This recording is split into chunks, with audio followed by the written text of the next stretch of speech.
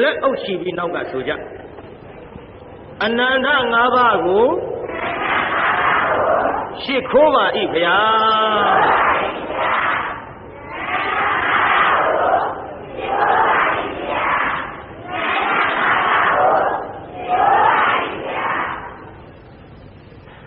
ဒီလိုရှစ်ခိုးရမှာတညတိုင်းလားညတိုင်းလားဒီကနေ့ဘယ်နှညမြောက်တော့သုံးညမြောက်ပေးသားကြီးဒီကနေ့ဟောမဲ့ဇတ်ထုတ်ကပါတဲ့ငိုပြီးမှကြည်ကြပါစို့ကျွတ်တော်သုံးလောကထွထားသဗ္ဗညုမြတ်စွာဘုရားသခင်ကိုရောမြတ်သည်သာဝတ္ထိပြီဇေရဝံရွှေကျောင်းတော်မှာတရင်သုံးတော်မူစဉ်အခါနဟိဝေရဏဝေရဏိသမန္တိတာကုရသနံနဟိဝေရဏဝေရဏိသမန္တိတာကုရသနံအဝေရဏသသမန္တိဧတာဓမ္မောဟောတနာတနောလို့ဒီဒေသနာကိုဘုရားဟောပါတယ်ဗျာဘယ်သူအကြောင်းပြုဟောသလဲငိုပြီးမှကြည်ကြတဲ့ညီအမနှစ်ယောက်ကိုအကြောင်းပြုဟောသည်ဧကဘယ်သူအကြောင်းပြုဟောပါလိမ့်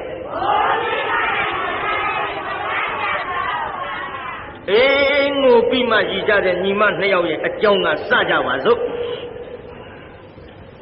သာဝတ္ထိမြို့မှာတထင်းလင်မယားနှစ်ယောက်ရှိကြသားနဲ့တစ်ယောက်ခွမ်းရောက်လာလိုက်အရွယ်ကလေးရလာတဲ့အချိန်ခါမှာသားရဲ့အိမ်အောင်ပြုပါတော့အမေလို့သူကတိုက်တွန်းမမေကျွန်တော်အိမ်အောင်မပြုတ်ကျင်သေးပါဘူးကျွန်တော်မိမမလိုချင်သေးဘူးခမရမဟုတ်တာသားရဲ့အမေကျွန်တော်ကိုဘာပြုလို့အိမ်တော်ပြုခိုင်းရတာတော့ငါသားနားလဲအောင်အမေပြောရမှာပေါ့သားရဲ့အမေတို့ဆင်းရဲသားမှုကိုတစ်ထေးမျိုးသားရဲ့ငါသားအိမ်အောင်ပြုပါမှဟောဒီပစ္စည်းတွေမလစ်ဟင်းမှာတကယ်ငါသားနားလဲအောင်အမေပြောမယ်ပေါ့အမေတို့မျက်စိမိတ်လို့သေကြတဲ့အချိန်ခါမှာအမေတို့ပစ္စည်းဘယ်သူပိုင်မလဲဟာမိဘမရှိမိဘပစ္စည်းသားသမီးပိုင်ရိုးထုံးစံမှုကျွန်တော်ပိုင်မှာပေါ့မိမိရဲ့ဒီလိုလဲငါသားကြီးသိသားနဲ့ကဲဆိုကြပါစို့ငါသားကလည်းအမေတို့လိုမျက်စိမိတ်ပြီးသေသွားရင်ငါသားပစ္စည်းဘယ်သူပိုင်မယ်ကျွန်တော်သားကြီးပိုင်မှာပေါ့မိမိရဲ့ဒါကြောင့်ငါသားမှသားသမီးရှိဖို့လိုလာပြီမဟုတ်လားသားရဲ့ဟာဘာလို့အောင်မင်းနေမမေကပြီးတော့ဒီလှဲ့လာတာဟုတ်တယ်လေသားရဲ့လူမအမျိုးကြက်မအယိုးတဲ့အမျိုးမဖြတ်ချင်ပါနဲ့ဒီပစ္စည်းတွေဆက်ခံမဲ့လူမရှိရင်ပျက်စီးပါလိမ့်မယ်ငါသားကဲဒါဖြစ်မမေရဲ့ကျွန်တော်လိုချင်တဲ့မိမကျွန်တော်ရှားယူမယ်နော်ငါသားရဲ့ပုံမှာငါသားရှာရမှာပေါ့ငါသားကြိုက်နှစ်သက်တယ်ဆိုပြီးအဲ့ဒီမိမတွေ့လာကအိမ်တော်ပြုတ်ရင်အမေတို့ကျင်တတ်လာပြီဟုတ်ကဲ့မေမေဆိုပြီးတော့သူကြိုက်တဲ့မိမသူရှားယူလိုက်တော့ပေါ့သူကြိုက်တဲ့မိမသူရှားပြီးတော့ယူလိုက်ပြန်တော့လေသူရှားယူတဲ့မိမကတရားနာပြိတ္တဝင်စိတ်ထာကြီးဖြစ်နေတယ်ရုပ်ပြိတ္တဘာကြီးဖြစ်နေဝင်စိတ်ထာဆိုတာပါဠိမြန်မာလိုပြန်တော့မိမ့်မမြုံနဲ့ဟဲ့ပြိတ္တကြီးမြန်မာလိုပြန်တော့ပါတဲ့မိမ့်မမြုံဆိုပေမဲ့လို့ဘုရားဟောတဲ့ကျမ်းဂန်ကြည့်လိုက်တော့မိမ့်မများတန်တေမယူတဲ့မိမ့်မမရှိဘူးတဲ့ဗျို့ဒီတော့ဒီတန်တေမယူတဲ့မိမရှိရဲ့ရှင်မယားတန်တေမယူတဲ့မိမမရှိဘူးပြောပြီးရှင်မယားဒီဝင်စိတ်ထားမိမ့်မမြုံကြီးကဘာတော့ဗျာမယူတာပြောတာမှမဟုတ်ဘဲနဲ့မြုံတာပြောတာမြုံတဲ့အကြောင်းကလည်းဒီလိုရှိပိုးခဲရင်လည်းတန်တေပြက်ခန္ဓာကိုယ်ထဲမှာပိုးတွေရှိပြီးတော့လေတန်တေလွဲတဲ့မိခင်ကအစာအတောင်မဆင်ရင်လို့အပူစက်တွေစားရင်လည်းတန်တေပြက်တယ်အလေးအပင်တွေရွက်ပြီးတော့အကုန်းအကွအနေအထိုင်မဆင်ခြင်းရင်လည်းတန်တေပြက်တယ်မြုံတာတန်တေမယူလို့မဟုတ်ဘူး တန်ဒီပြက်ကြောင်းအင်္ဂါတွေကြောင့်ပြက်လာသည့်အတွက်မြုံတယ်လို့ဆိုပေမဲ့လို့တန်ဒီမယူတာပြောတာမဟုတ်ပါဘူးတဲ့မထာလုံးတေးသေးချာချာမိမများမြုံတဲ့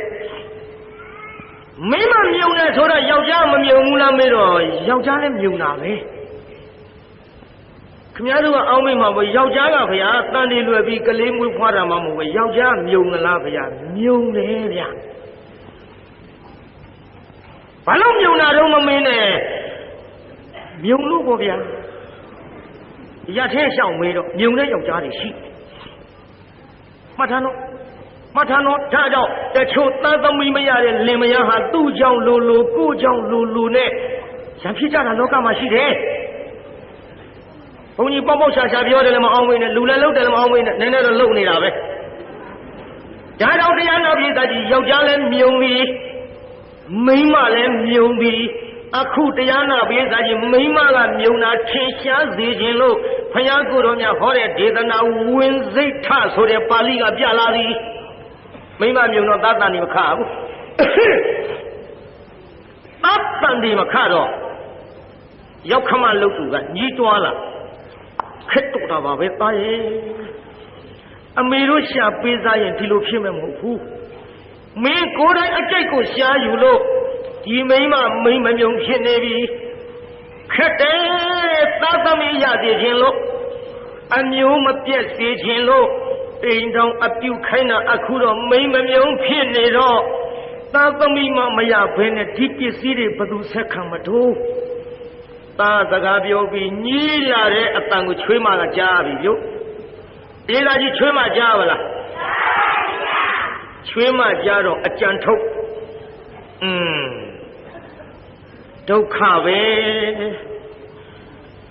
ငါမမြုံဖြစ်နေတော့ယောက်ျားများလည်းခက်တယ်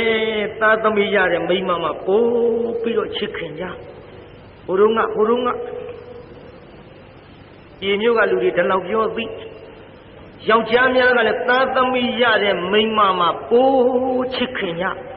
ဟိုတုန်းကအခုခေတ်တော့ကွာငါမပြောချင်ပါဘူးပြောချင်ပါအမလေးသားသမီးရှိပါလျက်ကနေအလှပြက်မှာစိုးလို့ပြောချင်ပါကွာငါလည်းမပြောချင်ဘူးနဲ့ရှားရှည်ထွက်နေတယ်ကဲပြန်သိမ့်လိုက်ကြပါစို့ကွာငါရှာဒါကြောင့်တရားနာပရိသတ်ကြီးသားသမီးရတဲ့မိန်းမကိုလင်သားကပိုချစ်ပြီးသားသမီးရအောင်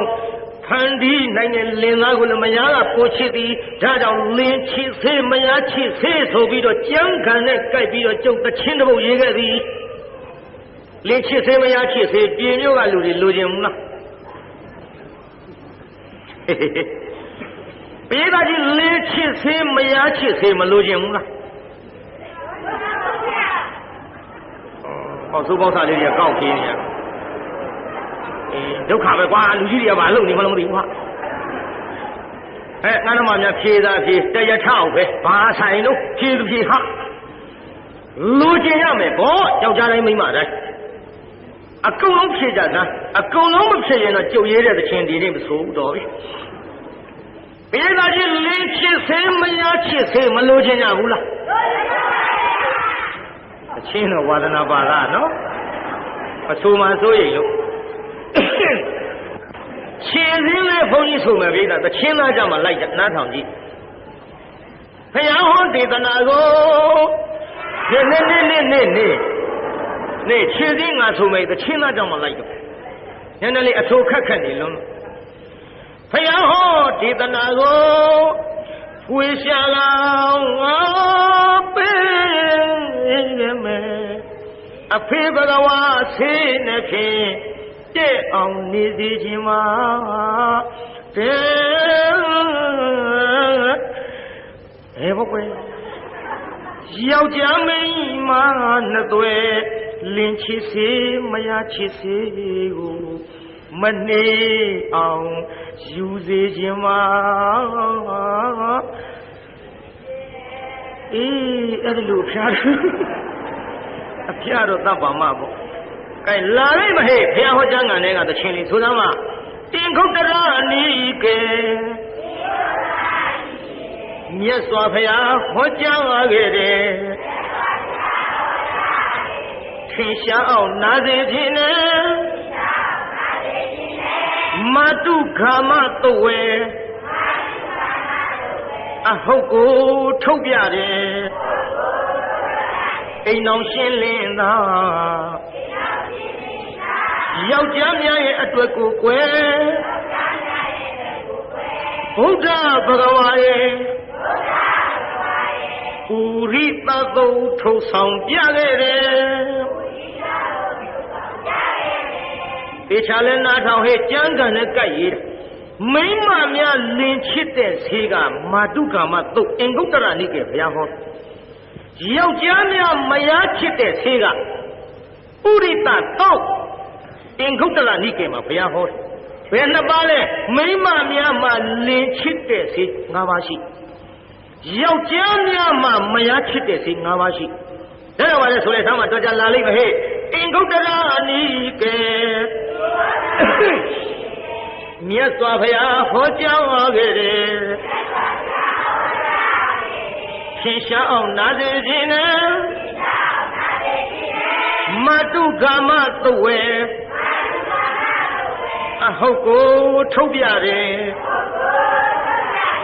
အိမ်တော်ရှင်းလင်းသာယောက်ျားများရဲ့အတွက်ကိုကွယ်ဘုရားဘဂဝါရဲ့ပုရိသသုထုတ်ဆောင်ပြခဲ့တယ်ရုပ်ရည်လည်းချောရမယ်လက်တစ်ချောင်းရှုပ်ဟိဥစ္စာလည်းပေါ်ရမယ်အကျင့်သီလနှောလို့မပြည့်တဲ့သဘောနဲ့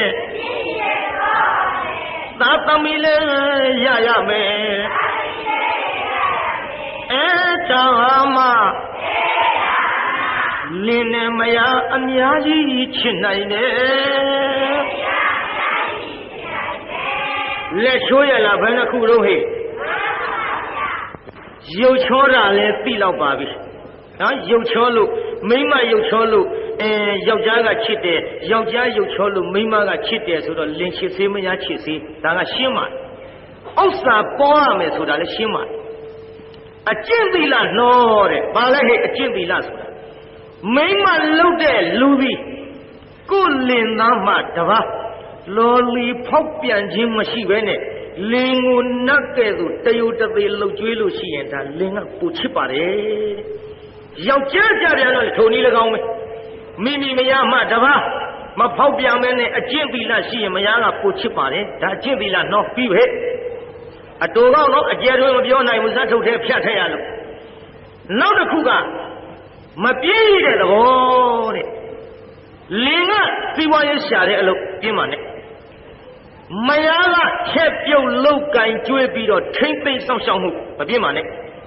စီးတဲ့ရဲတဲ့ပိဿဆဲတဲ့ကစင်းလင်ရှာတဲ့ပစ္စည်းကစီးတဲ့ရဲမယားကမယုံမဖိတ်အောင်သိသိတာကဆယ်တဲ့ကစင်းဆန်တပင်တင်းချစ်ချင်းမယားမျက်စပိုးဝင်ဆိုတာတွေခင်ဗျားတို့သိကြပြီးသားတွေပါဗျာဒါကြောင့်တရားနာပိသကြီးအင်မတန်ချစ်တဲ့လင်နဲ့မယားကိုတောင်းကကိုရလို့ကိုတာဝန်ကိုထမ်းရရင်ဒီအိမ်တော်ရေးตายရပြီးတော့လင်ကမယားကိုချစ်သည်မယားကလင်ကိုချစ်သည်လေးခုနောက်တစ်ခုကဘာပါလဲသားသမီးရအဲ့ဒါကိုယောက်ျားများအတွက်လည်းဖျားပြထားတယ်မိန်းမအတွက်လည်းဖျားပြထားတယ်ဆိုတော့ဒါယောက်ျားများယုံတဲ့သဘောယောက်ျားများမြုံတဲ့သဘောဒီတိုင်းကျမ်းဂန်မှာထင်ရှားလာတာပေါ့ဒါကြောင့်မိန်းမလည်းမြုံတယ်ယောက်ျားလည်းမြုံတယ်ဆိုတဲ့သဘောပြေကကြီးသဘောပေါက်မလား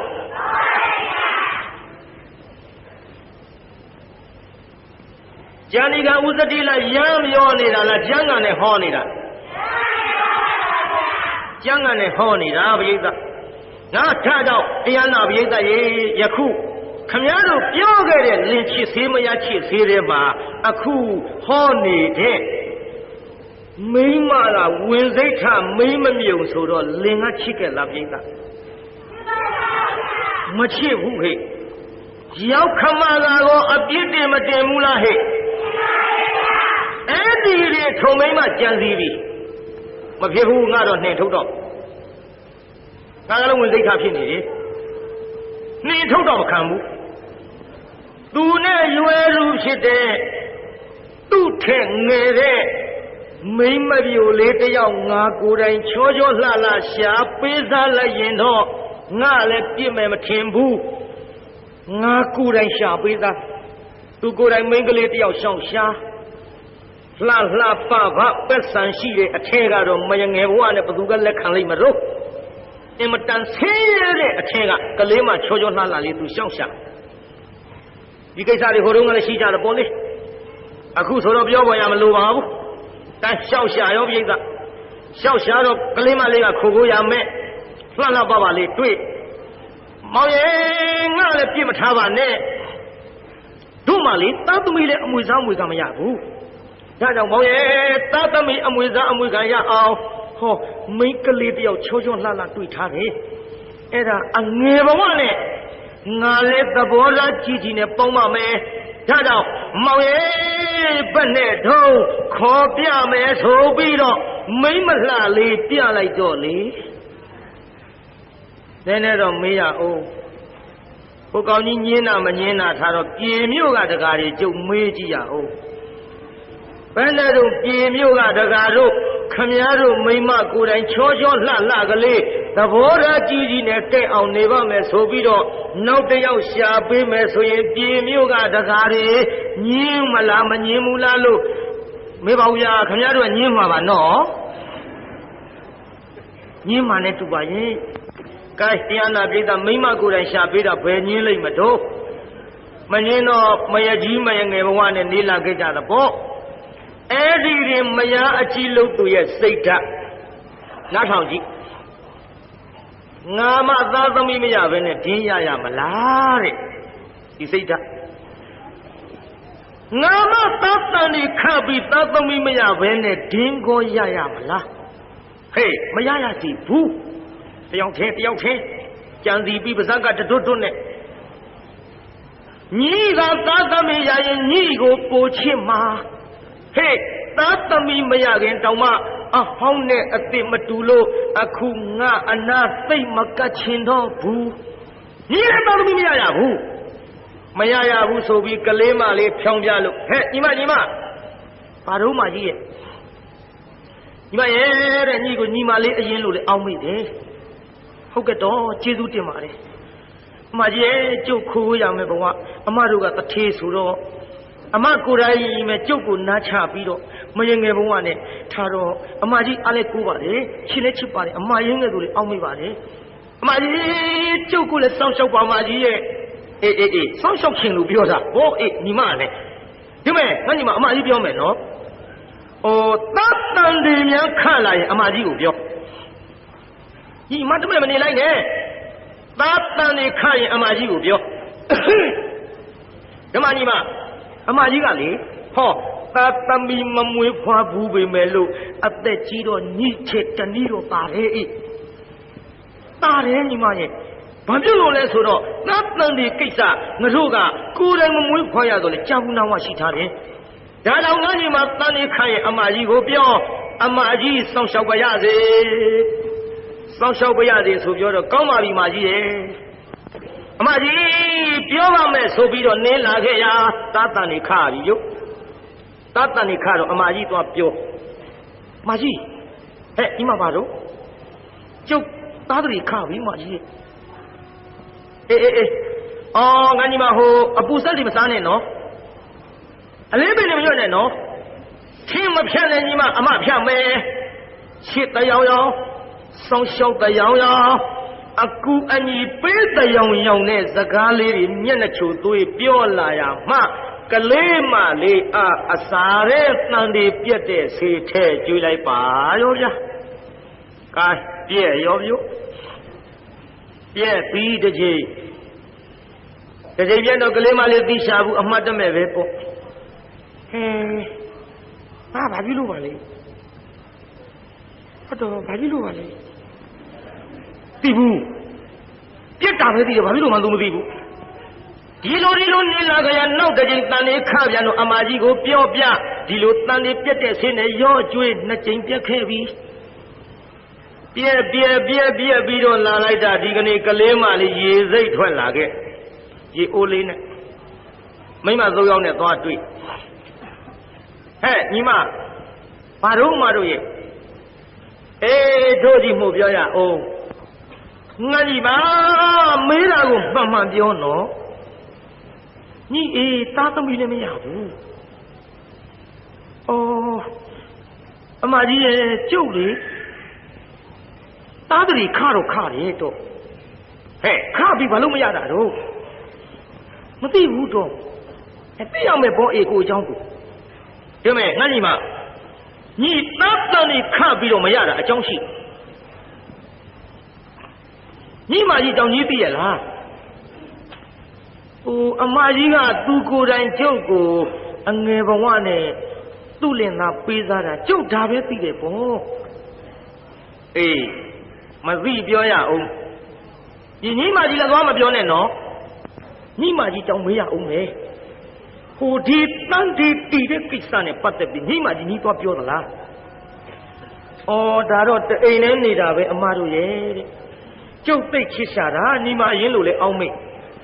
ပြီးတော့လေသားတန်ဒီခရင် तू ကစောက်ရှောက်မယ်တဲ့ပြောပါဆိုလို့ကျုပ်ပြောမိတယ်အေးအဲ့ဒါကြီးမဟာမတော်ကြီးပဲအေးတော်ဟဲ့တော်မနေနဲ့သူ့အကြောင်းပေါ်အောင်တော့တို့ကပြောရမှာပေါ့ဒီမဲ့ညီလင်သားနဲ့အဲ့ဒီမိန်းမနဲ့ရတော့လေသားတန်ဒီမခလို့ရောက်ခမများကနှင်ချမှဆိုလို့ညီကိုသူ့ကိုယ်တိုင်ရှာပြီးတော့ပေးစားတာအေးညီတန်နေခပြီးအမကြီးပြောလို့ညီတန်တွေကိုသူတနည်းတစ်ဖုံဖြစ်လို့ပျက်စီးတာနေမှာပေါ့ဟုတ်မထင်ပါဘူးတော့ဒီလေငါကြီးမှဒါတော့ညီလဲစဉ်းစားပေါ့တို့ကောင်းမယ်နော်တော်ကြတို့ပြောတယ်လို့ကောင်းမပြောလိုက်နဲ့ညီမရဲ့တို့စိတ်ထိုးနေအောင်မယ်ဒီလိုနဲ့တရားနာပြေသာမိမသုံးယောက်ကပြောပြီးထွက်သွား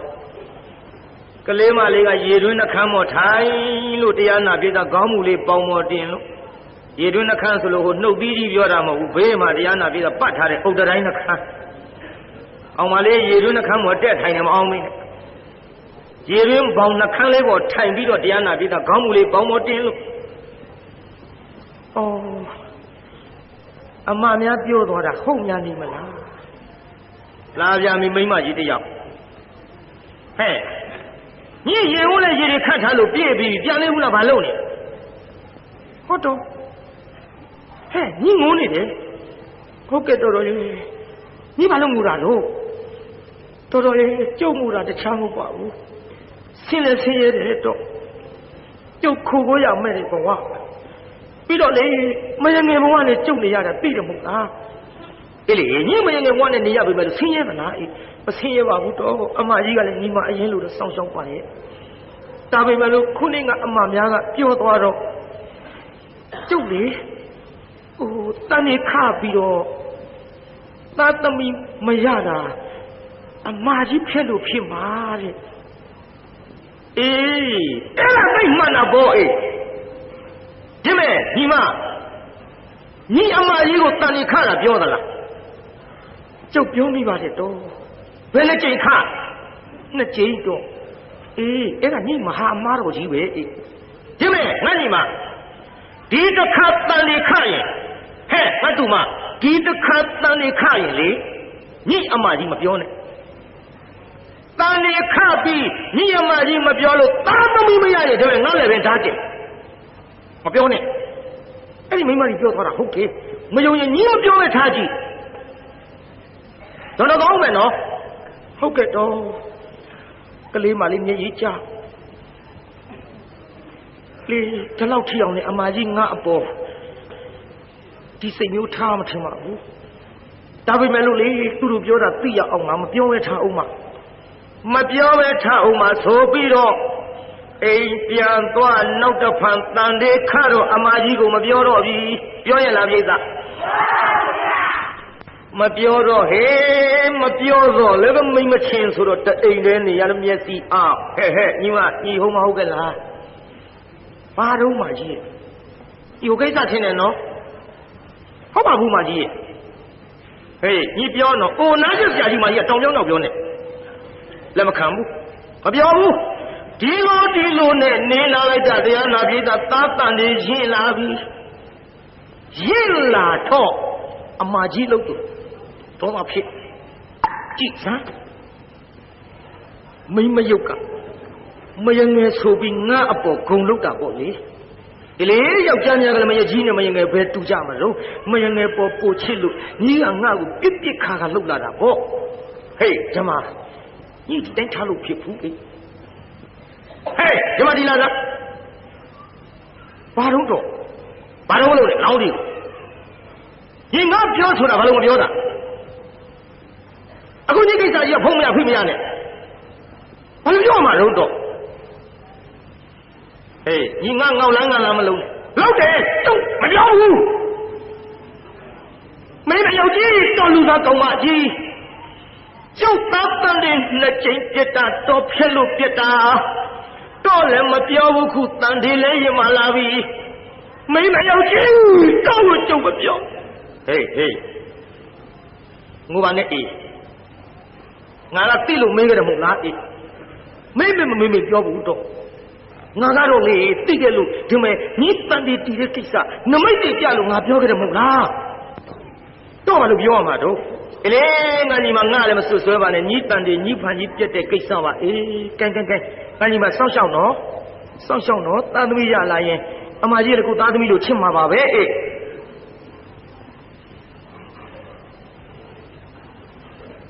ဒီလိုမျက်နှာချိုးသွေးပြောပြီးတော့လာရမှာတရားနာပိဋကကြီးအတူနေတော့လေဖြတ်လို့လွယ်တကူတနေ့တစ်ချိန်ကြတော့တန်ဒီပြက်တဲ့ဆေးအစာရဲထဲရောကျွေးလိုက်ပါရောဗျာနှုတုံးကိစ္စမရှိဘူးပေါ့တန်ဒီချင်းမှဖျက်ချလိုက်တော့ကလေးအသက်ကပိုက်သေးတယ်သေတော့ကိုယ်ကဖြစ်ကုန်ပြီလေတက်တိုင်းပုတ်စော်နာနဲ့ပါဇက်ကကမ္မဇာလေးကလည်းမလှုပ်ကလေးမလေးအော်ဒုက္ခအမကြီးရဆက်ပြရပါပဲရဲ့အမကြီးကျုပ်အပေါ်ပဲနဲ့ကြောင့်ဘယ်ဘဝကရညိုတွေထားလို့ဒီလိုများလှုပ်လေသတော့ကျုပ်လေးနေရတော့မယ်ဟုတ်ပါဘူးဝင်းထဲကတတ်တရီကလည်းမလှုပ်မရှားနဲ့ပါဇက်ကလေတက်တိုင်းပုတ်စော်နာပြီbaby အတွင်းကလေး baby ချပါရဲ့ဆက်ကြီးတော့ပြရပါပြီရဲ့အမကြီးခိုးရမယ်စားရမယ်တောက်ရမယ်မိမသား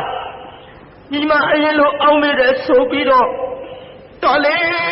ကျုပ်ကအခုတယောက်တတ်တော်တာထင်ရဲ့ကလေးတွေမကကျုပ်တလည်းမနေရတော့ပါဘူးဖေရအမလေးမျက်စိတွေပြလာပြီကြည့်လို့လည်းမမြင်တော့ဘူးကျုပ်လေဒီဘဝတော့ကိုပဲနီးလို့မနိုင်တော့ပါဘူးဒီဘဝကလေးသေးအောင်မကကျုပ်ကိုလည်းသေအောင်တတ်တဲ့မိမယုတ်ကြီး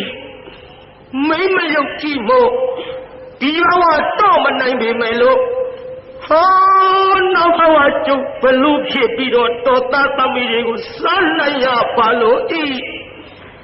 တော့ကလေးတွေကိုကျုပ်ဘလို့ဖြစ်ပြီးတော့စားနိုင်ရပါလို့ဤမေလိုဖေလိုကျုပ်ကြရပါအောင်ကျုပ်မနေရတော့ဘူးထင်ပါရဲ့အဲဒီကျုပ်ပဲသေပါတိုင်းကျုပ်မောလာတယ်ကဲဟုတ်သားသေမမိမသေမပြောရတဲ့ဘုန်းကြီးမသက်သာဘူးကဲတေးသာကြီးသေဗလားပြိဿဆူတောင်းသွားလားဟဲ့မိမများဆူတောင်းကဝိတ်ကြောက်เสียကောင်းမိကိုမစုံမိုးမစုံရှေ့ဆက်နားထောင်ကြည့်ပေါ့ကလေးမလေးသေးသွားတော့တရားနာပြိဿအဲ့ဒီကလေးမလေးကအဲ့ဒီအိမ်ဘာဖြစ်တုံးဆိုတော့ကြောင်ကလေးသွားဖြစ်အဲ့ဒါကလေးမလေးအဲ့ဒီအိမ်ဘာဖြစ်ဘုံမိမလည်းမနေရပါဘူးဘယ်နေရမလို့အရာထဲလျှောက်သွားသူ့လင်သားအရာထဲလျှောက်သွားတော့ဟေးဒီလာပါဦးကွပါတော့မြတ်အတော့မလို့နေကွလာအောင်ပြောစရာရှိတယ်မင်းမယငယ်သေးသွားတာသိဒါတော့ရာသူတို့ကိစ္စနဲ့သူတို့သိကြတာပဲဟေးရိုးသေးတာမဟုတ်ဘူးကွရိုးသေးတာမဟုတ်ဘူး ကလေးပြောလက်စားနေတော့မထူးပါဘူးပြီးတော့မင်းငါပြောတာမင်းမရအကြီးသွားမပြောနဲ့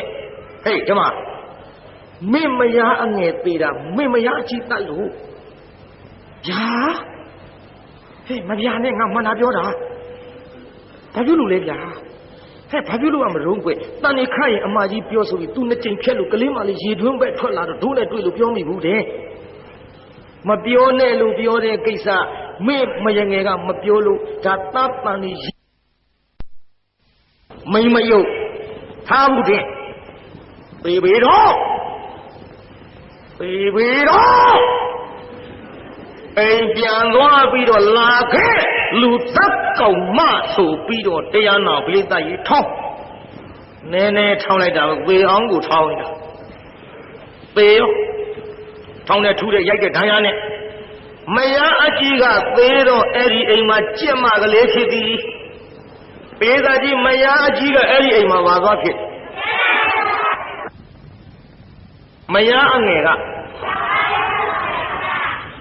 ကျမကျက်ဥတွေပေါက်တိုင်းကျက်ကလေးတွေမွေတိုင်းကြောင်မကအကုန်စားစားတော့ပရိသတ်ရေကျက်မကလေးကအတော်ဆိုးတဲ့ကြောင်မငါသားသမီးတွေစားပါဒီဘဝတော့နင့်ငါမနိုင်တော့ပါဘူးနင့်ငါပြိုင်လို့ရှိရင်လည်းငါ့ကိုသင်စားတော့မယ်ငါအသက်တော့အသေးမခံဘူးဒီဘဝငါသားသမီးစားနဲ့အောင်တော့ဒီဘဝကသိလို့နောက်ဘဝသင်သားသမီးငါစားနိုင်တဲ့ကိုဖြစ်ရပါလို့ဤတောင်းပြီးသေးကြပေတော့တရားနာပရိသတ်ကြီးကြက်မကလေးကကြက်တို့တင့်မသွားဖြစ်သည်ကြောင်မကသမင်မဖြစ်သည်ကြောင်မကဘာဖြစ်ကြက်မလေးကသမင်မမွေးတိုင်းတရားနာပရိသတ်တင့်မကစားရှဲလူကြီးတွေတော့ခေါ်ကောင်းအောင်သမင်မွေးရင်ကြားစားရင်ကျမ်းဂန်တွေကတကယ်အဲ့ဒီလိုမဟုတ်ပါဘူးသမင်မွေးရင်တစ်စားရင်ဒီကသမင်မွေးတာပါစားတာသင်္မာကစားတော့ဒီဘဝတော့စားနှစ်အောင်တော့သင်ကမနိုင်ပါဘူး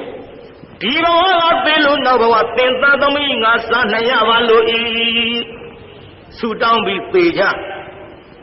ပေတော့တရားနာပရိသတ်ကြီးသမင်မကကျွတ်တို့ဘလူးမသွားဖြစ်သည်သင်္မာကလူမိန်းမဖြစ်သည်သင်္မာကဘာဖြစ်သမင်မကကဲလူနဲ့ဘလူးဖြစ်တော့နည်းနည်းမင်းအောင်တရားနာပရိသတ်ကြီးလူနဲ့ဘလူးဖြစ်တော့အဲ့ဒီလူဖြစ်တဲ့မိန်းမကညီမလားအမဘယ်တော့မှမှတ်ထားတွက်လာခဲ့တာကိုပရိသတ်ကြီးဘလူးကညီမလားအမစတောင်းတဲ့ဘဝမှတ်လိုက်ဘလူးမဖြစ်တင်သားသမီးစားရပါလို့ဤဆိုတာညီမကတောင်းခဲ့တာလားအမကတောင်းခဲ့တာမဟုတ်ဘူးဒီတရားကြားဘူးရင်တော့မကြားဘူးလို့နာသွားရင်အိမ်ကြတော့တရားနာသေးတာအဲ့ဒါညီမနဲ့အမနဲ့လွဲပြီးရံဖြစ်ကြလုံးလို့မေးယူရကဲကြည့်တရားနာပြိတ္တကြီးလူမိန်းမလေးသွားဖြစ်လူမိန်းမသွားဖြစ်တော့သာဝတိမြို့တောင်ပိုင်းမှာအိမ်တော်ကြတော့တရားနာပြိတ္တသားယောက်ျားလေးမွေးဖွားရောဆိုပါတော့9လလွယ်10လခွာဘလူးမကလည်းတရားနာပြိတ္တကြီးသူ့ရံသူလျှောက်ရှာမြို့ထဲဝင်လာရန်သူလျှောက်ရှာပြီးမြို့ထဲဝင်လာတော့ငါလက်ကလွတ်ရိုးလားညို့ဒီမှာရောက်နေတော့ပေါ့ဘလူးမကတရားနာဒေတာဘလူးရောင်နဲ့မလာဘူးလူမိန်းမရောင်ဖန်ဆင်းလာမိန်းမပြိုရောင်ဖန်ဆင်းပြီးတော့ဝင်လာခဲ့အဲ့ဒီကလေးမအိမ်သားရောက်တော့ဟဲညီမဘာလို့တော့ညီကလေးလေးလှလိုက်တာအေးဒေတာကြီးဘလူးမှမသိဘူးလှလိုက်တာအေးလို့ဆိုတော့ခမင်းလှတယ်တော့မအေးဘူးလေတော့အေးငါကဆိုရင်ကလေးဆိုသိချစ်တတ်တာပေးစမ်းမမလီကျုပ်သားကလက်မရွေးဘူးတော့ရော့ပေးလိုက်ကလေးလက်ထဲရောက်ရောတရားနာပရိသတ်ကြီးလူရုပ်ပြောက်ဘလူးရုပ်ကြီးပေါ်လာမလေး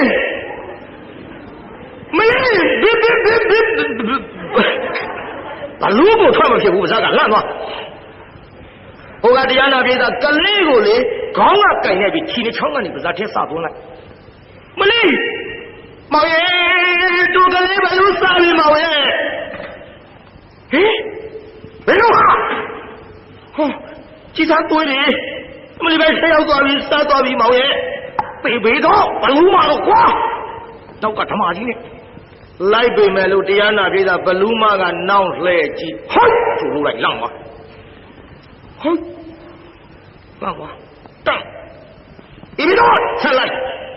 နောက်ဘလူးမကနောက်လှဲကြည့်ဟိုက်ခိုင်းချုံလို့လိုက်တာနဲ့လန့်သွားဒီလိုနဲ့ဘလူးမအနာမကရဲပဲနဲ့မယားကလေးထံပြန်လာဖြေမဖြေရလေကွယ်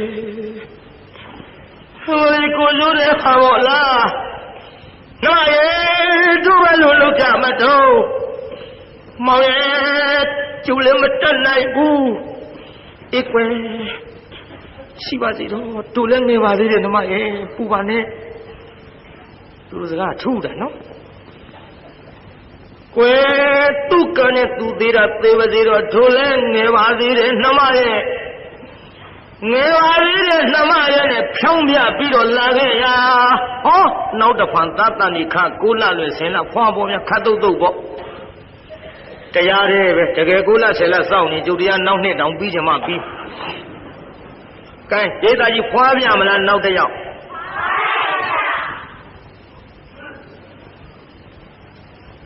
နောက်တစ်ယောက်ဖွာပြန်တော့တရားနာပြိဿကြီးလာပြန်ပြီဘလို့မဒီလိုပဲတရားနာပြိဿမိမလို့ရောက်ဖန်ဆင်းလာခဲ့တဏ္ဍခါပမာဏိနဲ့သမင်လေးဖားရချလို့လင်လုံးတဲ့လူကတော့တရားနာပြိဿဒီနောက်သားတယောက်ရကြတဲ့ကဓာတ်ကိုထက်အောင်သွေးထားတာဓာတ်ကိုထက်အောင်သွေးထားတာဓာတ်ထက်အောင်သွေးထားပြီးတရားနာပြိဿလင်လုံးတဲ့လူကလည်းအိမ်ထဲဝင်အသွားပေါက်လာပြီခုနှစ်ကမိဘလူးမဟောကလေးလေးပွေးလို့အိမ်မက်မျက်နှာပြူလမ်းပဲကြောပေးနောက်ကရောက်လာပြီးတရားနာပိဿကလေးပွေပြီးနှုတ်ချိုတိုက်ကျွေးနေတဲ့မိမရဲ့ခေါင်းပေါ်ကနေလက်ကြီးနဲ့ဟောဒီတိုင်းနှိုက်လက်ကြီးမြင်လိုက်မလေးဟေးပေးဘလူးမပေးငါကလေးပေးတရားနာပိဿရဲ့ခြေတော်ကလေးကသူကဆွဲတာဟောခေါင်းကြီးကအုပ်ဆွဲတယ်တခါတည်းဆွဲပေးမယ်လို့မိခင်ဆိုတော့ခြေတော်ကလေးပြတ်မှဆိုလို့လွတ်လိုက်တဲ့ဘောဩဒါကြောင့်မဟောသတာပြဿနာတွေထဲမှာခင်ဗျားတို့သိကြပါတယ်နော်ဘလူးနဲ့ဘလူးဖန်ဆင်းတဲ့မိမနဲ့တကယ်မိခင်နဲ့တာလူတဲ့နေရာမှာမဟောသတာဆုံးဖြတ်တာလေဘလူးမကတော့ဇွတ်ဆွဲတာပဲသာသမီမမဟုတ်ခဲနဲ့ဟိုကမိခင်ဖြစ်တဲ့မိမကတော့လှုပ်ပစ်လိုက်အဲ့ဒါလှုပ်ပစ်လိုက်တာကိုမိခင်နဲ့ဗျအကျဉ်းတရားရှိအခုလည်းဒီတိုင်းပေါ့ဘလူးမကတအားဆွဲလိုက်တော့ကလေးလေးလှုပ်ပစ်လိုက်လှုပ်ပစ်တော့ဘလူးမစားလူကလည်းမလေးကိုကျိုးနေပါဘောလားသားရဲ့ဟေးတစ်ချိန်ကလက်ကျရှိပြီဘလူးမငါပဲတော့ငါရန်ညှိုးရောက်ဒီလိုလာပြီးတော့လှုပ်ပါလိမ့်မယ်တော့သားမဆဲမှာတက်လေလူကလေးအမေဘယ်လိုလုပ်ပြီးတော့ဖြေရပါမတော့မမီကငယ်လေးရောစီငိုအကြီးစီပါလို့ဒီဒီမြဲခွေးငါနွမ်းသားမောင်ကိုလွှတ်သွန်းတာလေပြမမကြီးတော့ဆမပြမမကြီးလူကလေးငိုတော့ပေါ့ဗျာပြည်သားကြီးအမေလို့သူငိုပါလားဘာရဲ့အမေလူလုပ်ပြီးတော့ဖြေရပါမလို့မောင်ရဲ့တို့သားလေးဘလူးစားသွားပြန်မကွဲလို့ဘလူးမမသမားရဲ့လေထူးမရတာကောင်းစားပါပေါ်ဝါလို့ကောလာအခက်တွေပွေလိုက်ရတာသာအသက်သေးတာကိုနှမျောသေးတာကိုနှမျောဒီတော့ငိုဗလားပြိဿဘသူငိုနေတာတော့ဟဲ့အမေဟဲ့ဧကကြီးဘသူငိုနေတာတော့ဟဲ့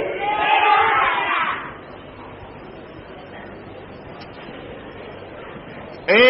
ဘုန်းကြီးကကိုယ်စလဲငိုပြီးအမေလို့သူဘလူမသမားရဲ့ထူးမညတာတာကိုစားပါတော့ဝါလို့တော်လာအခက်တွေပွေရရကသာအသက်သေးတာကိုနှမျိုးသေးတာကိုနှမျိုးဟိုရင်ငါသားရည်သေးတာအမေနှမျိုးလာကြီးရဲ့အမေငိုလို့မစဲတော့ပါဘူးသားရဲ့လူကလေးရဲ့နှထွေယူလို့ရွှေကနှုတ်ရည်မခံငေမောအသေးဘဝဆွမ်းနေလို့တော်တယ်ကွယ်ဟမမင်းသားအတွေ့အမေမောတွေးရတာနှမျိုးဖြေလို့ဖြေမရနိုင်ပါဘူးငိုတာဗျာကြားလားဒီကကြီးငိုဘူးလားပြိဿအမေဖြေလို့မရပါဘူးလို့ငိုနေလို့လင်လို့သူကလည်းအာပေနှမ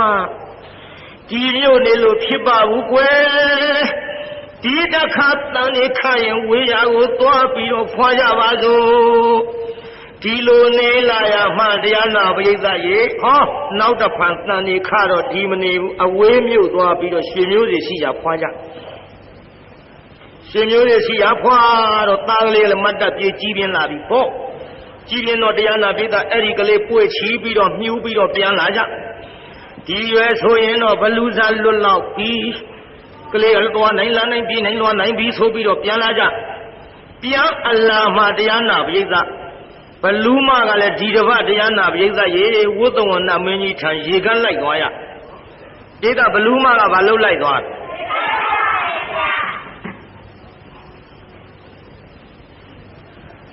ရေခတ်ရကပြန်အလာမောမောနဲ့ဆံပင်ဖားရချလူရောင်ဖန်ဆင်းဝင်လာပြီးမြို့တဲ့ဝင်လာတော့ကွယ်တို့ကာလာသားတစ်တိုက်ပေါ့ဂုတ်ထောက်ကလေးတွေနဲ့ဘယ်တော့မှထောက်လာမသိဘူးပေါ့ကွာငါမင်းတို့နဲ့မှန်ပြောရကာလာသားလေးတွေဆိုတော့ဂုတ်ထောက်လေးတွေမှုခေါင်းလောင်းကြီးကစွတ်သေးမင်းတို့ခင်နဲ့မင်းတို့ကိုငါပြစ်တင်နေတာမဟုတ်ပါဘူးခေါင်းလောင်းကြီးကစွတ်သေးကွာကြည့်ကွာကာလာသားတစ်တိုက်ဟဲ့အဲ့ဒီဘလူးမမြို့တဲ့မင်းမပြူရောင်ဖန်ဆင်းပြီးဆံမင်ဖားရချဝင်သွားတော့ဟာဟေးကောင်းတယ်လှပါလားကွာအထုံးမျိုးနဲ့တော့လှတာမရှိဘူးကွာဟဲ့ဘယ်ကောင်းလို့လဲဘယ်ကောင်းလဲဘလူးမအေးမလို့ဒီတော့ဝေးငါမိန်းမတယောက်ကဟဲ့ကောင်းလေးဒါသားလေးဘာလို့လဲအရေးတယ်ခင်ဗျာအရေးတယ်လုံးမနေနဲ့မင်းတို့ဘာမှလို့ဘာမှရမလဲခင်ဗျာရှိတယ်မြင်မဟုတ်ဘူးဟုတ်လားအောင်လေးဒီလာငါတိုးတိုးပြောဒီမင်းအဲ့ဒါလူမဟုတ်ဘူးဒီမင်းမကြီးယူနေတယ်မှာလူပါလူလားနေတာလူမဟုတ်ဘူးရဲ့လို့ဟုတ်တော့မင်းတို့ကြားဘူးလားဒိုးမျိုးမှာဟေးဒီမင်းတာဝတီမျိုးတောင်ပိုင်းမှာဟိုမင်းကလေးတယောက်ကလေးမွေးတိုင်းဟောဒီလိုမိန်းမရောက်ဖန်ဆင်းပြီးလာစားတာကွအဲ့ဒါဘလူးမှာဗျာဟေးကောင်းလေးဘလူးလေဟာဟေးပြေးကြတော့ရေးတာကြီးတောင်းလို့ဟေးကောင်းလေးဘလူးလေဝေကကြီးဝေကဘလူးမကတော့တရားနာပြည့်တဲ့အိန္ဒိယမြေဘူးသူလန်းသူလျှောက်သွားရှာတဲ့ပေါ့ရှာရင်လည်းပဲတရားနာပြည့်တဲ့ရေးတချို့မိန်းမတွေကဘလူးမဝင်တဲ့တယောက်စကားတယောက်နာပြောကြကလေးတွေအိမ်နဲ့သွင်းပိတ်တချို့ကချောင်ကြီးနောက်တရားနာပြည့်တဲ့ဟိုကလေးမလေးနေတဲ့အိမ်လူကတော့မရှိဘူးအဲ့ဒီအိမ်သားကအဖွားကြီးနာရောက်သွားဖွားကြီးကအိမ်ပြင်မှာငုတ်တုတ်လေးထိုင်မေကြီးဟဲ့ငါခေါ်တော့ဘလူးတော့ဘွားကြီးကကျုပ်ပါမယ်ကြီးဒီငါလူတွေပဲသွားကြတော့မပြောပါနဲ့ကြီးအိမ်ငါခလေးမအကြောင်းဟောသေးရင်တော့ဘလူးမကောဘွားကြီးဘာမှမသိဘူးဘလူးမှမသိဘူးရမ်းတော့ဘာလို့တော့မရှိရဲ့ဘာပြုလို့ရမလဲကလေးနှစ်ယောက်ဘလူးမလာစားသွားလို့အတော်ဆိုတဲ့သေခြင်းတို့ဘလူးမငါတနာလဲတနာပါရဲ့အခုတော့ဘလူးမရံငါလွတ်အောင်ဆိုပြီးတော့အဝေးမြို့ရွာမှာသွားမွေးဖွားရတယ်ဟုတ်ကဲ့အမေကြီးကြောက်သွားပါဦးမယ်ကောင်းပါပြီတော့ကောင်းပါပြီထွက်သွားရော ဘလူးမထွက်သွားဘေးအိမ်ကမိန်းမတယောက်ကလာပြီးဘာကြီးဟဲ့ဘာလုံးလဲတော့ရှမ်းပြောနေတာပဲပေချင်းစိုးဘလူးမလေးဘာလေးနဲ့ခုနကလာမေးတာဘလူးမတော့ဟေးမလဲကြရောမူလားဘလူးမကကြရောမူကြပါလို့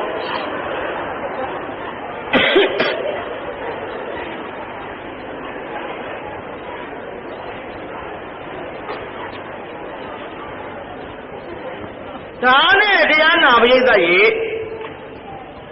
အဖွားကြီးလည်းပလက်လန်တက်နေရောမနှဲ့နှံ့ယူပါဘလူးမကလည်းငါလက်ကလူရိုးလားဆိုပြီးတော့ဇွတ်လိုက်ဟိုကလည်းပြန်လာပြီးတော့မျက်စော့ဖယားကြောင်းအနီးအပါလင်မယားနှစ်ယောက်ကလေးလေးတစ်လှဲ့စီချီပြီးတော့ရေချိုးကြသွားပြီဘလူးမလူရိုးလားလူရိုးလားကလေးတော့အတော်ကြီးပြင်းလာခဲ့ကြငါအစာစားမယ်ဒီလိုကလေးပေးသားရေလင်းရေချိုးခိုက်မှသူစားမရအရင်ရေချိုးတော့လင်းချီးနေတော့မစားဘူးဘလူကအမကိုလူကအထီးကိုအထီးနဲ့အမအချိန်ကပေးတယ်မဟုတ်ဘူးမသေးဘူးပြိဿဒါကြောင့်ယောက်ျားချီထားတော့သူမစားရဘူးမိန်းမချီမှစားနောက်တရားနာပြိဿလင်းရေချိုးဟိုမိန်းမလုတ်တဲ့လူကကလေးလေးချီထားသွားပြီမြင်ပြီဟိုကဟင်မောင်ကြီးဟဲ့ဘာလို့နမဘလူးလာပြီဘလူးဆိုတော့ဟိုကတရားနာပြိဿလှမ်းကြည့်လိုက်မိုက်ပါနမရဲ့မိမ့်မပြူလေးလှအရေးတဲ့ကောနှာပူးနေသေးဟုတ်တယ်ဘာမှမသိညာမှမသိနဲ့အမိမ့်မပြူလေးပါကွာဘယ်မိမ့်မပြူရမှာတော့မောင်လေးတက်ခဲ့တော့ဟောဒီလိုဘယူးတော်ဖန်ဆင်းပြီးတော့လာပြီးတော့စားတာကြာလှပြီဒီလိုမိမ့်မရောက်ဖန်ဆင်းပြီးတော့အနာနာရောက်ဘလူးဖြစ်တာကျုံမနေဘူးကျုံသားလေးကျုပ်စီပြေးတော့မယ်မောင်ရဲ့ဆိုပြီးတော့ဆိုပြေးဘလူးကနောက်ကလိုက်ဒီတော့ဟိုတော့အခုမှရေရတဲ့ဆိုလည်းဘယ်နေမှမသိဘူးမြေအောင်သာဖမ်းကြည့်တရားကိုခန့်နေတာဟဲ့ဘလူးဟဲ့ရဘူးရိတ်ပါကြီးဘလူးကတော့လဲကြည့်ဟုတ်ထိုလန့်သွားအနောက်ဆက်လိုက်ဘလူးမကဟိုက်ထိုလန့်သွားဒီလိုနဲ့တရားနာပြည်သားကလေးမလေးကပြေးတယ်မြတ်စွာဘုရားခန္ဓာကုရီတိုက်ခဲဆုံးဝင်တော့မြတ်စွာဘုရားခြေပမိုးမောကလေးလေးချလို့မြတ်စွာဘုရားအဲ့ဒီကဲတော်ပါဗျာဒီလိုကဲတော်ပါဗျာဟဲ့ရှင်သမီးပါဖြစ်ဘလူးမကြီးလိုက်လာပါပြီဗျာဘလူးမလိုက်သွားတရားနာပြည်သားခန္ဓာကုရီတိုက်ပေါက်ကြတော့တကားစောင့်တဲ့နတ်ကမဝင်ရလို့ဘလူးမအပြင်မဲ့ရဟဲ့ရှင်သမီးပါဖြစ်လားမှန်လားပါဗျာဘလူးပါကြီးတော့ကလိုက်လာပါပြီကဲတော်ပါဗျာဒီလိုကလေးစားတော့မှာပါဗျာဘုရားမြတ်စွာစင်ရဤရှိဝါတော်အောက်ဝင်လာရောက်၍လျောက်တင်မရစေဒီလိုတော့မှကလေးတွေကိုနှစ်ကြိမ်စားခဲ့ပြီဗျာအရင်ဘဝရှေးရန်စားကြောင့်နာလာနှစ်ထွေးအသက်သေးရောဘလူးစား၍ဒီလိုကလေးနှစ်ယောက်စားခဲ့တယ်ဗျာဟောဒီတတ္တရကလေးကြတော့တရေရချတတ္တရသားကိုခွာ၍အပြာ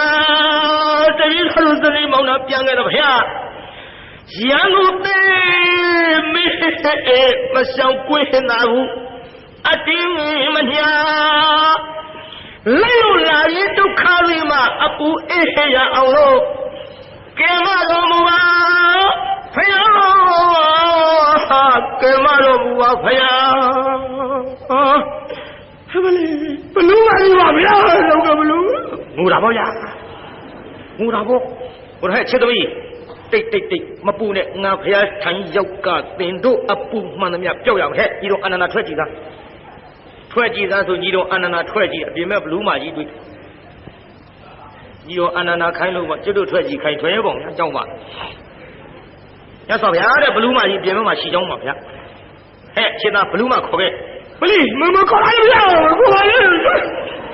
လမ်းဘလူးမကြီးခေါ်ပါလေဗျာဒီလိုကလေးစားပါပါဗျာဟဲ့ရှင်လေးအသားလေးမကြောက်နဲ့လာပါစေဘလူးမဝင်လာဟဲ့ဘလူးမဗျာတင်ဘက်နဲ့ကြောင့်ဒီတငယ်မရဲ့ကလေးနှစ်ကြိမ်စားပြီးအခုတည်းထိအားမရသေးပဲနဲ့တတ္တရသာစားရကြံတဲ့တို့ မှန်လားပါဗျာတပည့်တော်မှာဆူတောင်းကြောင့်စားရကြောင်းပါဗျာဆူတောင်းကြောင့်စားရကြောင်းပါဗျာလို့ဘလို့မှလားသူ့ရံကိုဖြစ်ပြီးအတွက်စားရမယ်အကြောင်းမြတ်စွာဘုရားလျှောက်ထားဒီတော့မှမြတ်စွာဘုရားကိုတော်မြတ်ကဟဲ့ဘလူမတင်တို့သည်မိကိုမဆုံးမိုးမဆုံးပါလားတင်တို့သည်နောက်လူဘဝတုန်းကရံညှိုးကြောင်းကျင့်တဲ့ကြောင့်ဖြစ်တော်လည်းစားခဲ့ကြသမင်းနဲ့တစ်ဖြစ်တော်လည်းစားခဲ့ကြအခုဘလူနဲ့လူဖြစ်ကြတော့လည်းစားကြပြန်ပြီမိကိုမဆုံးမိုးမဆုံးကြောင်းနဲ့ကြွက်လို့ကြီးကန်းနဲ့ခင်းပုတ်လို့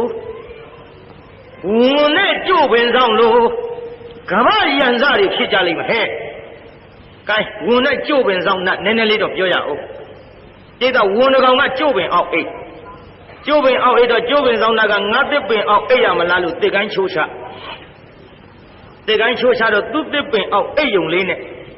တစ်တပင်ကောင်းတော့ငှက်တစ်တောင်းခိုးတစ်ခက်ပေါ်တော့ငါမခိုးပါဘူးအရိတ်ကလေးခိုးတာနဲ့တစ်ကိုင်းချိုးချတွေ့ကြသေးတာပေါ့ရညှိုးနဲ့ထွက်သွားတော့လယ်သမားတယောက်လမ်းတွေ့အပင်လယ်သမားပဲတော့ငါတဘိုးတုံးသွားခုတ်ဘာသာခုတ်တို့တော့နဘဲသားတို့ဘာတို့ကျုံရကြပန်းခုတ်တာမဟုတ်ဘူးတဲ့တဘိုးတုံးလုတ်တဲ့နေရာကျို့သားအကောင်းဆုံးတဲ့ဗျာဝန်ကဒါနဲ့တရားနာပြည်သားကျို့ပင်သွားလှဲ့ရောလဲကနီးကျို့ပင်ဆောင်နဲ့ရောက်လာအပင်လယ်သမားဘာပြုလို့ငါကျို့ပင်ခုတ်ငါစတော့ကျို့သားခုတ်ဖို့စိတ်ကူးမရှိပါဘူးတဲ့ဟိုနာတွေ့တဲ့ဝန်တကောင်ကတဘိုးတုံးလုတ်တာကျို့သားကောင်းတယ်ဆိုလို့ကြည်သားတစ်ပင်ရိတ်အိတ်ငါတစ်ကိုင်းချိုးချလို့ငါတစ်ပင်အခုတ်ခိုင်းတယ်ဝန်သင်လည်းထားရိုးလားအပင်လည်းသမားသင်တို့လဲဥဖို့လှုပ်တဲ့ခါဘာလဲလှုပ်တို့တော့ခိုင်နဲ့ကျွဲရည်တို့ဘာတို့လှုပ်တာမဟုတ်ဘူးလဲဥဖို့လှုပ်တဲ့နေရာဝန်ရည်အကောင်းဆုံးကိုင်းကျိုးပင်လဲထမ်းသွားပြီးတော့လမ်းတွေ့တဲ့ဝန်ပြန်သက်ဝန်ရည်ခွာသွားတော့နှစ်ဦးသလုံးဆုံးပြီဘူးလားပြိဿဒေသကြီးနှစ်ဦးသလုံးဆုံးဘူးလားဒါကြောင့်ရန်ညှိုးအမတန်ကြောက်စရာကောင်းပါသဖြင့်ဘုရားကိုယ်တော်မြတ်ကနာဟိဝေရေနဝေဒာနိတမန္တိတာကုရသနာအဝေရေနသတမန္တိဧကဓမ္မောသနာတနောယေလို့ဟောဒေသနာဓမ္မလေးပါထပြလိုက်တော့ဘလူမသည်ဒိဋ္ဌိနဲ့ဝိစီကိစ္စကွာ၍သောတာပန်ဖြစ်ရောနေအောင်ပြီးသေးဘူးသောတာပန်ဖြစ်တဲ့ဆိုရင်ပြန်ရင်စိတ်ကြီးပေါ့နေအောင်ရှေ့ဆက်နားထောင်တာ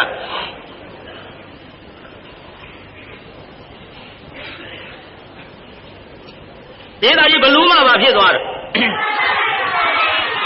သောတာပန်လည်းဖြစ်ရောတရားနာပိဋကရေဘုရားကိုယ်တော်မြတ်ကဟဲ့ခြေသမီးပေးသင်ကလေးအဲ့ဆောဘုရားဘာလို့မလို့လဲဗျပေးခြေသမီးပေးဆိုတော့မြတ်စွာဘုရားလက်တော်အပ်လိုက်မြတ်စွာဘုရားဘလူးမကြီးလက်ထဲလှမလုံးပါနဲ့ဗျာသစ္စာလေးပဲဗျာမလုံးပါနဲ့ဗျာဟဲ့သမီးမပူနဲ့ဆိုဘလူးမလက်ထဲအပ်လိုက်တော့ဘလူးမကဘယ်စားတော့ပိဋကကလေးလေးကြည့်ပြီးတော့ပြုံးဧကကလေးလေးကြည့်ပြီးပါဖြစ်ပြုံးပြီးနောက်ဘလူးမကြီးမျက်ရည်ချပြုံးမျက်ရည်ပေါ့လေဧကကြီးဗာမျက်ရည်ငါတရားမနေ့ကလည်းပြုံးမျက်ရည်ဒီနေ့လည်းပြုံးမျက်ရည်ပြုံးပြီးမျက်ရည်ကြတယ်ပြုံးမျက်ရည်ဆိုတဲ့ဇာကဒါမျိုးနေမှာဘောလို့ထည့်ပြောอ่ะကြည့်ပြုံးတာကဘာပြုလို့တော့မှားနေတဲ့အယူကြီးကွာလို့သူများအသက်တတ်ခြင်းအမှုကိုမပြုဘဲနဲ့အယူမှန်ရသွားလို့တရားသဘောနဲ့ပြုံးငါမှားတာတွေပျောက်ပြီတဲ့မြဲရကြတာကတော့သောတာပန်ဖြစ်သည့်အတွက်သူများအသက်ကိုမစားတော့ဘူးလေသူများအသက်ကိုမစားရသဖြင့်ငါအတွက်အစာအတွက်ခက်တော့ပြီအစာစာအတွက်မျက်ရည်ကြဟဲ့ဘလူးမသင်ပြုံးတာမျက်ရည်ကြတာဘာလို့ဆိုတော့အဲ့ဒီအကြောင်းမြတ်စွာဘုရားလျှောက်ထားတော့မှကိုင်းမပူနဲ့ဟဲ့ခြေသမီးယော့နင်ကလေးဘလူးမထံကပြန်ယူလူမစားတော့ဘူးဒီဘလူးမဒီလူမတတ်တော့ဘူးတင့်အမကြီးအစာအတွက်ခက်ပြီးဒါကြောင့်တင့်အိမ်ခေါ်သွားသင်ကျွေးမွေးပေတော့ကလေးလေးချီပြီးတော့တရားနာပြေသာဘလူးမတစ်လှဲ့သူတစ်လှဲ့ချီလို့ဘလူးမလည်းကဲညီမတော့ပါတော့တယောက်ကိုတယောက်တစ်လှဲ့စီတတ်စားကြလို့ငါတို့ငိုခဲ့ရတာတွေများလှပါပြီညီမရဲ့ငိုလို့တော့ပြီးကြပြီငါတို့ငိုပြီးမှတော့ရည်ကြပါစို့လို့ခိုးပြီးတော့အိမ်ခေါ်သွားပေးသားကြီးအိမ်ခေါ်သွားဗလား ချိန်ခေါ်သွားတရားနာပိသဘလူးမကြီးကြက်ခိုးစင်မော်ထားတော့လည်းမိခိုးလို့မနေနိုင်တစက်မိတ်ထားတော့လည်းချီလည်းရသွန်းလို့မနေနိုင်စီယိုထားတော့လည်းရွာတဲ့ဟာတွေလည်းခက်သားပဲစီယိုထားတော့လည်းခိုးနန်းဒီနန်းနေကြောင်မနေနိုင်တော့တရားနာပိသညောင်မင်းကြီးအောက်ကွန်းလေးဆောက်ပြီးတဲ့နတ်စင်လေးလူပေါ့အဲ့ဒီမှာနေရတော့လေသောတာပန်ဘလူးမကလူမစားသဖြင့်သူ့မြင်တဲ့လူတွေလောက်မှစိုးရင်လို့ဘလူးမကြီးကမမြင်အောင်ပုံနေရတယ်ပိဿနောက်တော့တရားနာပိဿကြီးအဲ့ဒီလိုနေရောက်မှသူကမိုးနမိတ်ကိုသိလာသည်ဒီနှစ်မိုးခေါင်လိုက်မယ်ဒီနှစ်မိုးများလိုက်မယ်ဟဲ့ငါညီမဒီနှစ်မိုးအားကြီးများလိုက်မယ်ဘသူကယူတယ်ပြောတောင်ထိတ်တဲ့ဆိုင်ပြက်ဘူးဗျာဟဲ့ငါညီမဒီနှစ်မိုးလဲလိုက်မယ်မိုးခေါင်လိုက်မယ်ဘသူကယူတယ်ပြောချောင်းလဲကောင်ကန်လဲကောင်ဆင်းဆိုင်ပိဿဒီလိုမိုးနမိတ်သိတဲ့ဘလူးမကြီးများပြေမြို့ကလိုချင်ဘူးလားတို့တော့ကြောက်ပါဗျာဘလူးမလိုချင်ပါနဲ့ဟဲ့တို့အခုမိုးလေဝသဌာနကကြေညာနေတာနဲ့အဲ့ဒီလိုမိုးနမိတ်တွေပြောပြတော့သူများမိုးခေါင်တယ်သူမခေါင်ဘူးသူများမိုးဖြတ်တယ်သူမပြက်ဘူး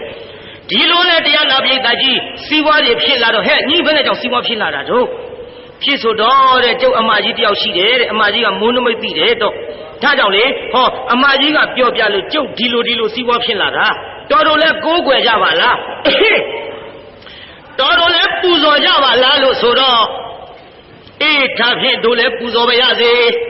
နတ်ကွန်းဆောင်တရားနာပိဿကြီးဓမ္မောင်းလာပြီးနေတိုင်းတင်းတင်ပြီးတော့နေကြတဲ့လေဆောင်နာခေါ်တဲ့ခမည်းတော်ပြောနေတဲ့ပုံမကြီးဆိုတာလေလူတွေမြင်မှစိုးပြီးတော့ပုံနေရလို့ဟိုတုန်းကတော့ပုံမကြီးပေါ့ဒါပေမဲ့လို့အခုလူတွေကပုံမကြီးနတ်ဆိုပြီးတော့တင်ကြသည်အခုတည်းထိလေဆောင်နာဖြစ်တဲ့ဒီဘလူးမှာတရားနာပိဿလူအများပူဇော်ပတ်တာလျက်ရှိဘူးလားပိဿကြီးဒါကြောင့်တရားနာပိဿကြီးပုံမကြီးခေါ်တဲ့ခမည်းတော်သိချကြတဲ့လေဆောင်နာရဲ့ဇလန်းကာလိယခိနီဆိုတဲ့ဇတ်ထုတ်ကိုကျုပ်ငိုပြီးမှကြည်ကြပါစို့လို့အမိပေးတာဒီကနေ့ည12နာရီခွဲခမည်းတော်လည်းပေးတေကုတ်ကထိုင်းနေတာပဲကိုကိုင်ပြီးပါပြီမေတ္တာပို့အောင်ခဏလေးပြဆိုစမ်းပါတကဘာလုံးမှမြတ်တာချမ်းသာကိုစိတ်မြဲပါစေအားလုံးကိုယနေ့ညကြွရောက်လာကြတဲ့တရားနာပိဿကြီးချမ်းသာကြပါစေအားလုံးကိုယနေ့ညကြွရောက်လာကြတဲ့တရားနာပိဿကြီးကျမ်းမာကြပါစေအိမ်ပြန်ပို့ကြပါစို့အတ္တကေဟေပြောသမျှဟောသမျှတွေကသဘောမကျပဲအပြစ်တွေ့ခဲ့လျင်ခြေလင်းနေဘုံလုံးစိတ်တွေပြစ်ပြအသီးသီးတော်မိမိတို့အင်္ဂါဌာနတို့နိဝတ္တတို့သိခံရတာပြန်ကြပြီတော့နိဝတ္တတို့မေတ္တာရုပ်ခါဖြောင်းလိုက်မယ်ပြစ်ပရာတွေဝေးရလျက်စီတော့ခြေတရာဆွေကလျှံပြီးကိုယ်စိတ်နှပြချမ်းသာစွာဖြင့်မှန်စွာမနေတာဓုခေါ်ယုံလေးမစောင့်နိုင်မဲနဲ့ပြန်ကျင်လွန်းလို့လှုပ်ရွနေတဲ့ဟာတွေပြန်မာလေးတော့ပြန်ကြစေကုန်သတည်း